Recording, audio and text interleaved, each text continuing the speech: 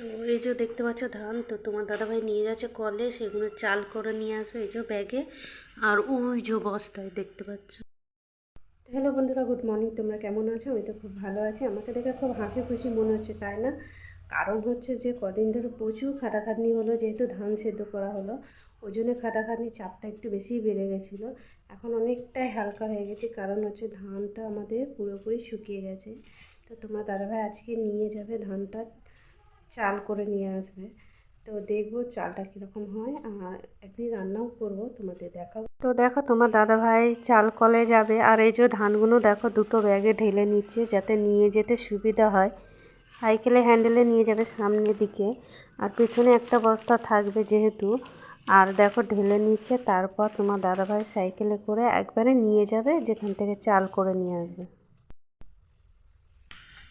তো এই যে দেখতে পাচ্ছ ধান, তো তোমার দাদাভাই নিয়ে যাচ্ছে কলে, সেগুলো চাল করে নিয়ে আসবে এই যে ব্যাগে, আর ওই যে বস্তায় দেখতে পাচ্ছ। তো দেখো ধান কলে একবারে চলে এসেছে, সেখান থেকে একদম কত ধানে কত চাল তো তোমরা দেখতেই পাবে।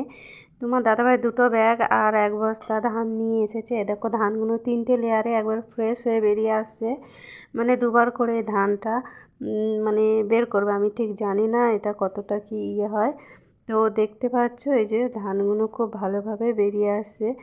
আর এই যে পেছন দিকটা চলো দেখাচ্ছি, এই এই জায়গাটা যে ধানের যে খোসাটা আমরা কুড়ো বলি অনেকে, তো সেগুলো বেরিয়ে আসে দেখো। আর এই যে চালটা দেখো 2 লেয়ারে ফ্রেশ হয়ে বেরিয়ে এসেছে। তো চলো আমরা ওপরটায় দেখাচ্ছি যেখানটায় মেশিনটায় ধানটা ঢালা হয়।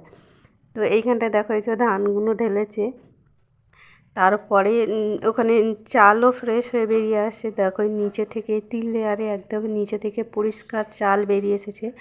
আর এদিকে অনেকটা দেখো ধানের যে তুষ আমরা যে কুঁড়ো বলি, আর এ দেখো পুরো বাড়িতে চলে এসে চালটা দেখো কি দারুণ হয়েছে। তো ঘরের চাল নিজেরা সেদ্ধ শুকনো করেছি, খেতে অবশ্যই ভালো হবে। তবে একদিন রান্না করব, তোমাদের সঙ্গে শেয়ার করবো কীরকম মানে ভাতটা হলো। আর এর যে কুঁড়ো বেরিয়েছে যে ধানের যে খোসাগুলো, চলো এটাও দেখাচ্ছি।